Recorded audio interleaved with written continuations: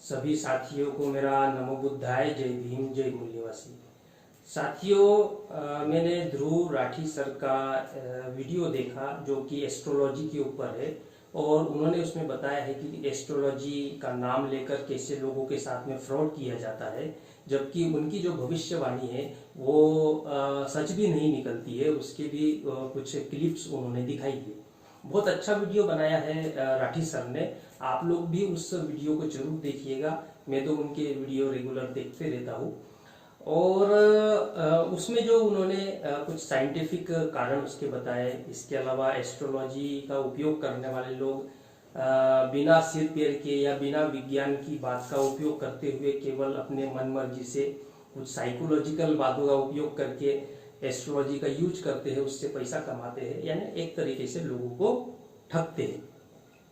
तो ये सारी जानकारी उसमें बताई है। लेकिन उसमें जब ये सारी जानकारी बता दी, उसके बावजूद मैं उस टॉपिक पर आखिर वीडियो क्यों बना रहा, ये सोचने वाली बात है।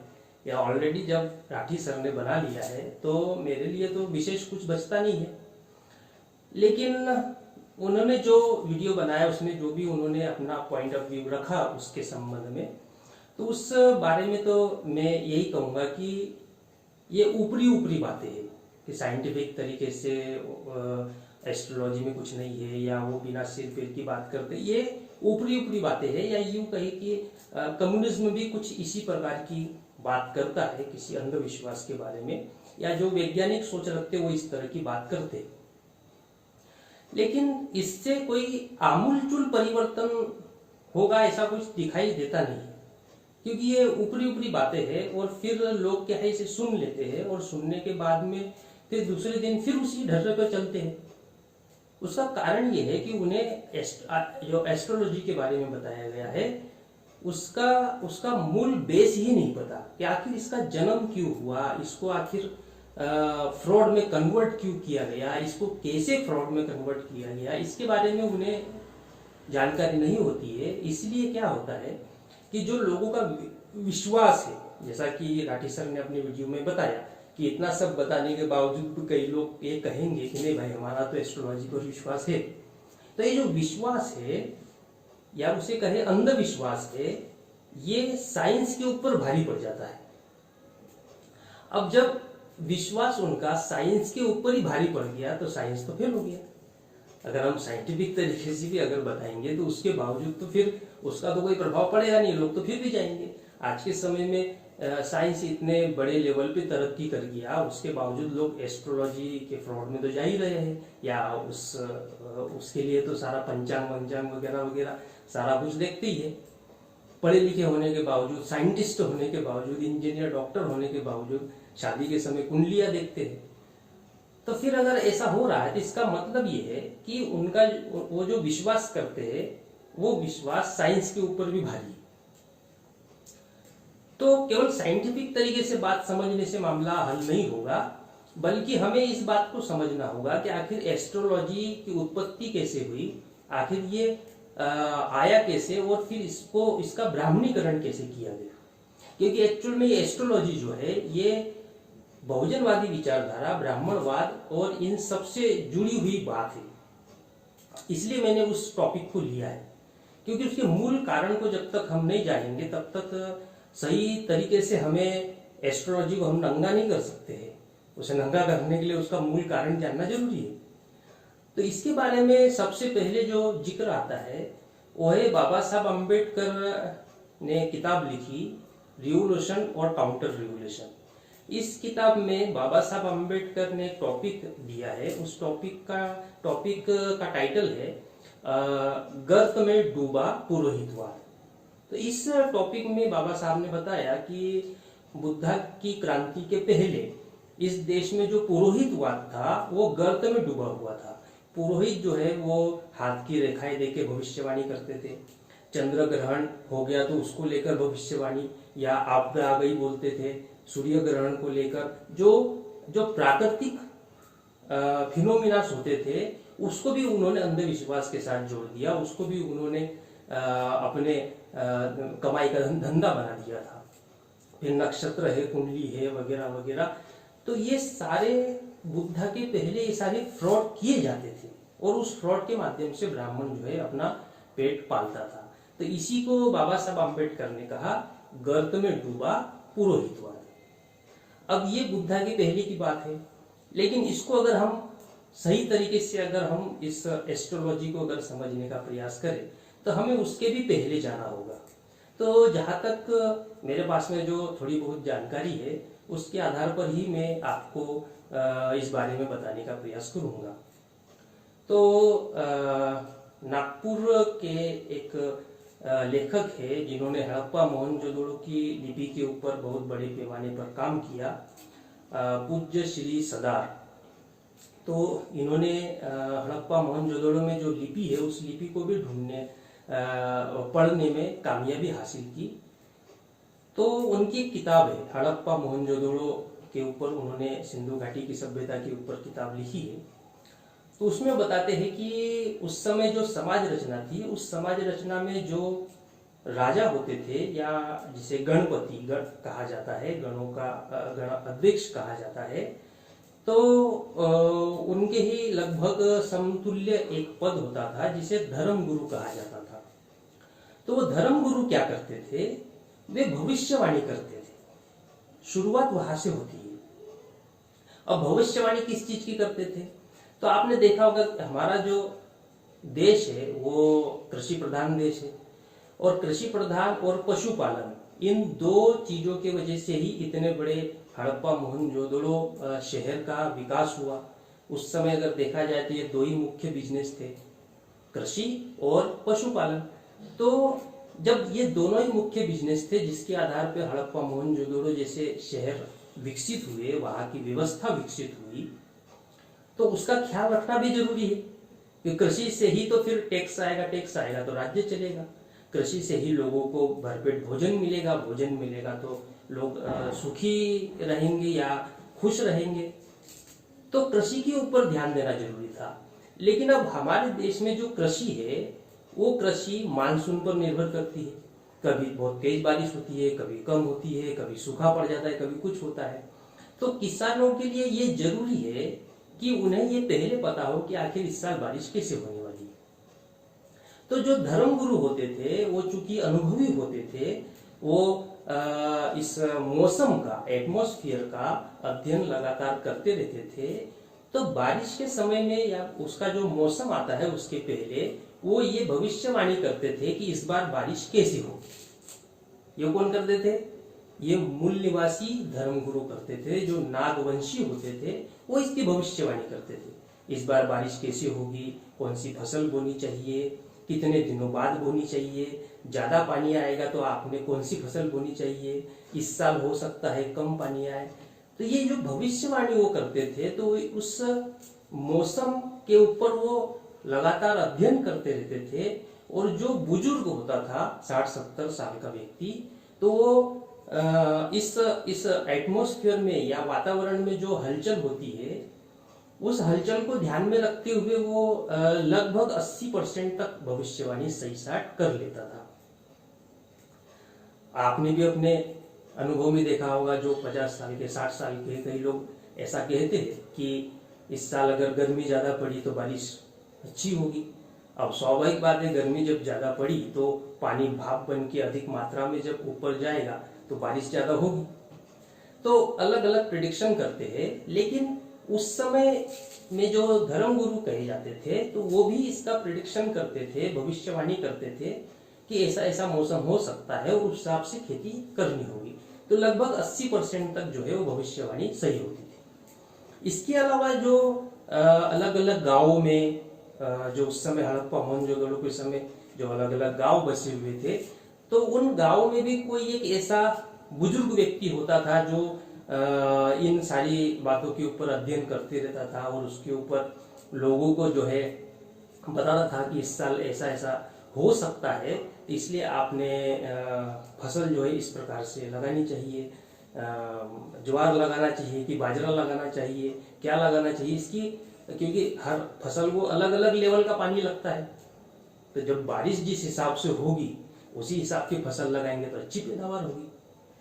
तो जो बुजुर्ग व्यक्ति होता था गांव का, तो वो गांव के लोगों को ये बात बताता था कि ये ऐसा ऐसा हो सकता है और आप इसी फसल को लगाइए। तो ये भविष्यवाणी करना होता था। अब ये सारे तो हमारे नागवंशी या हड़प्पा मोहनजोदड़ो में जो मूल निवासी लोग थे उनमें ये कल्चर ऑलरेडी बैठा हुआ था। अब महानुभवों की एंट्री होती है, यानी ब्राह्मणों की एंट्री होती है। तो इसमें एक खास बात ये थी कि जो ये भविष्यवाणी करता था, जो व्यक्ति भविष्यवाणी करता था, उसकी समाज में बहुत इज्जत होती थी। अब इज्जत होगी क्योंकि उसने अगर सटीक भविष्यवाणी की तो उससे अच्छी फसल होगी, अच्छी फसल होगी तो परिवार का विकास होगा, उनके पास पैसा आएगा और परिवार में भी सभी धन धान्य से, जिसे भरपूर कहते हैं, वो धान्य से भरपूर हो जाएंगे। तो जो सही भविष्यवाणी करते थे, लगभग सटीक भविष्यवाणी करते थे, तो उसकी समाज में बहुत इज्जत थी। और फिर वो जो सलाह देते थे लोगों को, तो उसके लिए लोग जो है बदले में, जब खेती जब हो जाती थी और जब पैदावार आती थी, तो वो अपने घर से गेहूं चावल जो कुछ भी उस समय फसल में आता होगा, तो वो उस भविष्यवाणी करने वाले व्यक्ति को ले जाके देते थे। तो पहली बात की इज्जत भी थी, और दूसरा उनको ले जाके वो दान के रूप में देते थे कि भाई आपने सलाह दी, इस वजह से हमारी खेती अच्छी हुई। तो ये मूल निवासी समाज में ये व्यवस्था थी। और हर बड़े बड़े गांवों में, तहसीलों में ऐसा एक व्यक्ति जरूर होता था कि जो मौसम को लेकर भविष्यवाणी करता था। तो अब क्या हुआ कि जब ब्राह्मण आए तो उन्होंने देखा कि भाई यहाँ तो ऐसा ऐसी व्यवस्था है, तो अब उनको व्यवस्था पे कब्जा करना था। तो व्यवस्था पे कब्जा करने के लिए ऐसे पद पर कब्जा करना जरूरी होता है जो समाज में जिसकी इमेज हो, जिसकी इज्जत हो, जिसको वैल्यू दी जाए, ऐसे पद पर कब्जा करना जरूरी होता है। अगर ऐसे पद पर कब्जा कर लिया जाए तो समाज में फिर उसका रुतबा बढ़ जाता है, उसका मान सम्मान होता है, लोग उसको दान भी देते हैं। तो वो जो इमेज थी, वो इमेज ये भविष्यवाणी करने वाले लोगों की थी। तो अब समाज में तो हर तरह के लोग होते हैं, तो जिस काम से इमेज ना मिले या समाज में इज्जत ना मिले, तो उस काम को करने का कोई मतलब तो है नहीं। जिस काम से सारे लोग उस बात को मानते हो, तो समाज के ऊपर कंट्रोल बनाना आसान हो जाता है। तो कंट्रोल बनाने वाला जो की पोस्ट थी वो इनकी थी, जो भविष्यवाणी करते थे। तो ब्राह्मणों ने क्या किया, उन्होंने उस की पोस्ट को पाने के लिए उन्होंने कहा कि हम भी भविष्यवाणी करते हैं। अब इनको कृषि से, मौसम से इनका तो दूर दूर तक कोई लेना देना था नहीं, खेती बाड़ी से तो दूर दूर तक लेना था नहीं ब्राह्मणों का। लेकिन उस पोस्ट को पाने के लिए उन्होंने कहा हम भी भविष्यवाणी करते हैं, हम भी बताएंगे ऐसा होता है वैसा होता है। और फिर वो गलत बातें बताने लगे, और बताकर फिर जो वाकई में जिन्हें हम अपना भविष्यवाणी बताने वाला बुजुर्ग व्यक्ति कहते थे, उसको उन्होंने साइड में लगाना शुरू किया और खुद भविष्यवाणी करना शुरू किया।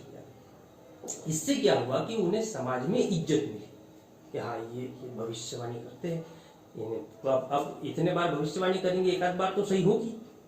तो जो मूल निवासी जो भविष्यवाणी करने वाले थे उनको साइड में किया और ब्राह्मण उसमें एंट्री करना शुरू कर दिए। तो एंट्री किए तो किए, बाद में फिर मूल निवासियों को शामिल करने पर भी बैन लगा दिया। तो इस तरह से इस भविष्यवाणी में वो शामिल हुए। फिर उन्होंने देखा कि दान मिल रहा है, तो दान अधिक से अधिक मिले, इसके लिए फिर उन्होंने क्या किया, तो ये जो भविष्यवाणी है, जो हमारे नागवंशी जो धर्मगुरु जी ने कहा जाता था उस समय, जो भविष्यवाणी करते थे, तो वे फ्री में ये सलाह देते थे, लोगों के कल्याण के लिए सलाह देते थे, मौसम के बारे में लोगों का भला हो और उनका अच्छी पैदावार हो, इसके लिए वो सलाह देते थे, बिना इस भावना की कि बदले में क्या मिलेगा। लोग तो अपनी खुशी से उनको पैदावार में से अपना अनाज वगैरह ले जाके देते थे। लेकिन जब ब्राह्मणों की एंट्री हुई, इन्होंने क्या किया, इन्होंने भविष्यवाणी के नाम पर धंधा खोल दिया। एक तो इज्जत मिली, समाज पे कंट्रोलिंग भी मिला और फिर अधिक से अधिक पैसा आना चाहिए, इसके लिए फिर उन्होंने उस वो जो अच्छे काम के लिए जो भविष्यवाणी की जाती थी उसका उन्होंने बाजारीकरण कर दिया। और बाजारीकरण करने के तहत फिर उन्होंने केवल कृषि की भविष्यवाणी करते यहाँ तक सीमित नहीं रखा कि आपकी कृषि या खेती अच्छी होनी चाहिए इसके लिए भविष्यवाणी करते, उन्होंने उसे व्यक्तिगत लेवल तक ले गए। आपकी हाथ की रेखा देखकर भविष्यवाणी आपका भविष्य कैसा होगा, आपका नक्षत्र देखकर बताएंगे कि आपका भविष्य कैसा होगा, आपकी शादी हो रही है तो भविष्य कैसा होगा, बच्चा पैदा हो रहा तो भविष्य कैसा होगा, भविष्य में बच्चा पैदा होगा कि नहीं होगा इसकी भविष्यवाणी करना, यानी हर एक चीज की भविष्यवाणी करने लगे और फिर हर एक चीज से बदले में दान लेकर पैसा कमाने लगे। तो ये मूल निवासियों की परंपरा नहीं थी, ये ब्राह्मणों ने एंट्री करने के बाद इसका उन्होंने मार्केट क्या बोलेंगे उसको, बाजारीकरण जिसे कहते हैं, वो बाजारीकरण में कन्वर्ट कर दिया। तो इस वजह से ये परिणाम आया कि ये लोग जो है वो एस्ट्रोलॉजी पर फिर ये धीरे धीरे इस पे, जो कि पहले से विश्वास करते थे धर्मगुरु के नाम पर, और इन्होंने कब्जा करने के बाद में फिर इनकी बातों पर भी ऐसे धर्मगुरु विश्वास करने लगे और ये जो है फ्रॉड करने लगे। अब आगे चलकर फिर इसको ब्राह्मणों तक सीमित कर दिया। जैसे अभी हम एस्ट्रोलॉजी की बात कर रहे हैं कि फ्रॉड किया जाता है, लेकिन इसमें और गहराई में अगर हम जाए तो मैं ये प्रश्न करता हूँ कि यदि कोई चमार या भंगी एस्ट्रोलॉजी में भविष्यवाणी अगर करे तो भारत में कितने लोग हैं जो उसकी भविष्यवाणी मानेंगे? अगर कोई शेड्यूल कास्ट का व्यक्ति ये कहे कि कुंडली देखकर मैं ये बता सकता हूँ कि इनकी शादी टिकेगी नहीं टिकेगी, नक्षत्र देख सकता हूँ, तो शेड्यूल कास्ट का अगर कोई व्यक्ति ऐसा कहे तो भारत के लोग उसको मानेंगे? उसको नहीं मानेंगे। वो क्या कहेंगे? नहीं, वो तो कुंडली तो पंडित जी ही देखेंगे, एक चमार कुंडली देखेगा उसके ऊपर कैसे भरोसा करे? तो ये पूरा डेवलप रूप है, वो जो उस समय हड़प्पा मोहनजोदड़ो के समय जो भविष्यवाणी होती थी उसका एक डेवलप रूप है। तो हमारा आदमी अगर करे ना भविष्यवाणी, उस पर कोई विश्वास नहीं करेगा। नक्षत्र की बात करें उस पर नहीं विश्वास करेगा। उसके लिए तो पंडित जी ही चाहिए, क्यों? पंडित जी ही भविष्यवाणी कर सकते हैं।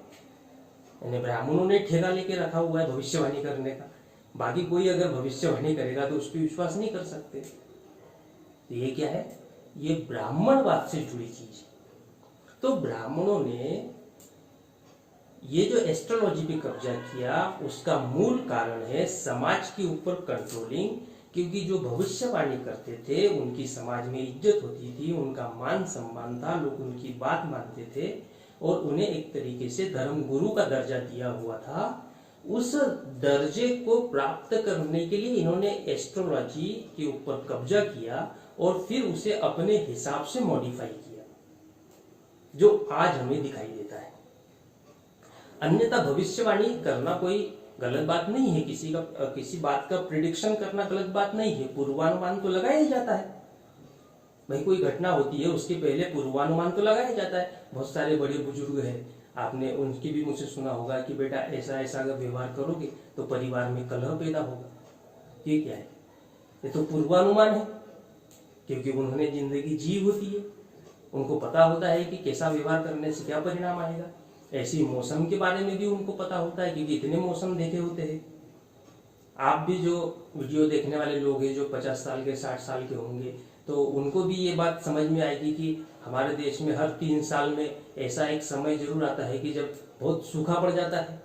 हर चौथे साल में ऐसा एक साल आता है कि बहुत ज्यादा बारिश होती है।